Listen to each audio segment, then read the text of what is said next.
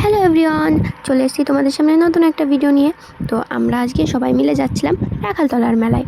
তো আমাদের এখানে রাখালতলার মেলা হয়, যেটা হয় একদম মাঠের মাঝে। তো আমি এখানে যাচ্ছিলাম আমার দিদিদের বাড়ির সবার সঙ্গে। আমার দিদি ছিল, আরও 2-3টে দিদি ছিল, জিজু ছিল, একটা পুচকু, একটা মামা ছিল, আমার ভাই ছিল। তো আমাদের এই রাখালতলার মেলাটা নিয়ে না একটা ছোট্ট গল্প আছে। তো আজকে তোমাদের সামনে সেটাই শেয়ার করব। তো চলো শুরু করা যাক। আমি প্রথমেই বলি যে আমাদের ওইখানে যেই গাছে পুজো হয় বা গাছের নিচে একটা মন্দির আছে, ওইখানে রাখালকালীর পুজো হয়। রাখালকালীর পুজো করার পর সূর্য ডোবার আগেই ঠাকুরটা পুড়িয়ে দেওয়া হয় এখন।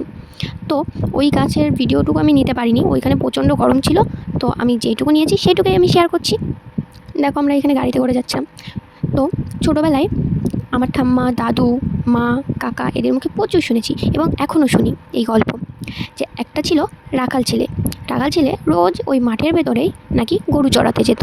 মাঠের মাঝখানে যেহেতু কোনো বাড়িঘর ছিল না, যারা মাঠে কাজ করতে যেত তাদেরকে ওই রাখাল ছেলেটা রোজ দিন বোকা বানাতো, যে বাঘ এসেছে, বাঘ এসেছে, বাঁচাও আমাকে বাঁচাও। আর আশেপাশের জমির লোকগুলো সব ছুটতে আসতো তার কাছে।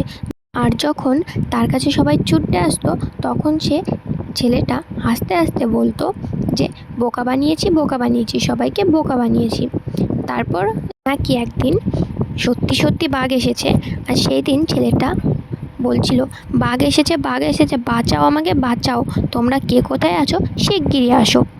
আর সেই দিন সবাই মিলে বলছিল আজ আর তোরকে বাঁচাতে যাব না, রোজ দিন আমাদেরকে ডেকে নিয়ে বোকা বানানো, আজও ঠিক তাই করছিস।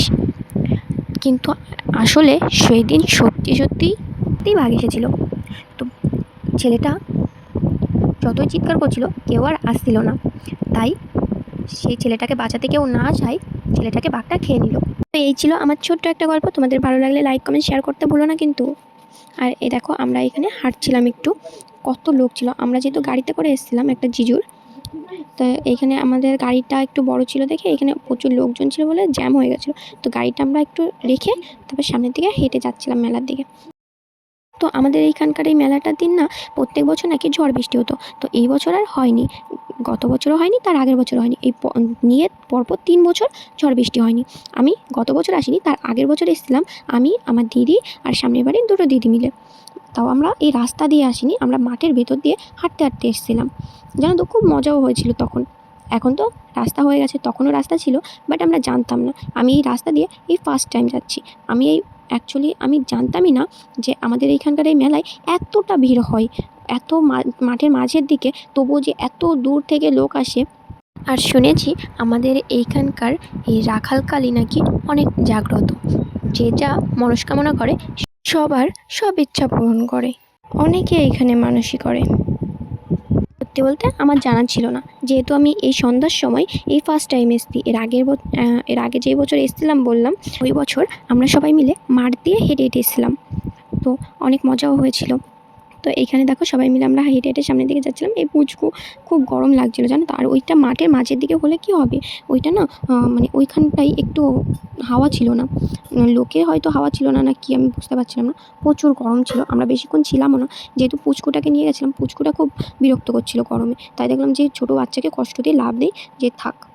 গিয়ে আমরা একটু খিচুড়ি প্রসাদ খেয়েছিলাম, আর হচ্ছে পায়েস খেয়েছিলাম। এইখানকার খিচুড়ি প্রসাদ আর পায়েসটা দারুণ হয়, মানে এইখানকার প্রসাদের মতো আমি আর কোথাও খাইনি প্রসাদ, এত সুন্দর হয় প্রসাদটা। তো এইখানে দেখো মাঠের মাঝে প্যান্ডেল করে এখানে রান্না হচ্ছিলো, ওই সাইডটায় খেতে দিচ্ছিলো, অনেকে খাচ্ছিলো, নিয়ে যাচ্ছিলো। তো আমরা বাড়িতে নিয়ে এসেছিলাম, আমরা ওই বললাম না পুচকুটাকে নিয়ে গেছিলাম, তাই আর আমাদের খাওয়া হয়নি, আমরা বাড়িতে এসে খেয়েছি। তো আমরা মেলার ওই পাশে গেছিলাম কিন্তু কোনো ভিডিওর ক্লিপ নিইনি। হ্যাঁ, তো এইখানে দাঁড়িয়েছিলাম পুচকুটার জলের বোতল নিয়ে। তো এইখান থেকে কিছু কিছু ক্লিপ নিয়েছি, এইটাই তোমাদের সামনে তুলে ধরেছি। তো ভালো লাগলে ভিডিওটা লাইক কমেন্ট শেয়ার করতে ভুলো না কিন্তু। আর এইখানে দেখো আমরা সবাই মিলে দাঁড়িয়েছিলাম, পুচকুটার খুব গরম লাগছিলো, ওইখানে দাঁড়িয়ে হাওয়া দিচ্ছিলো পুচকুটাকে। তো এখানে আমি পুচকুটার জলের বোতল নিয়ে দাঁড়িয়েছিলাম। তোমরা আবার কেউ যেন বলো না যে আমি ওই বোতলে জল খাই। তো এখানে দেখো আমরা বাড়ি চলে আসছিলাম, ওদিকে আর যাওয়া হয়নি, আর যাইনি, কেননা পুচকুটার খুব গরম লাগছে বললাম না। আমরাই গরমে সহ্য করতে পারছিলাম না, পুচকুটা আর কী করবে বলো, পুচকুটা তো কিছু বলতেও পারছে না, আমরা তো না হয় বলছি যে খুব গরম লাগছে, ও বেচারি তো সেটাও বলতে পারছে না, তাই না বলো। তো আমার ভিডিওতে না হালকা পাতলা একটু শব্দ হচ্ছে একটু হয়তো, যেহেতু আমি ফ্যানের তলে আছি, খুব গরম পড়েছে। তো আজকের আমার এই ভিডিওটা এই পর্যন্তই রাখছি। তো দেখা হচ্ছে নেক্সট কোনো ভিডিও নিয়ে। টাটা।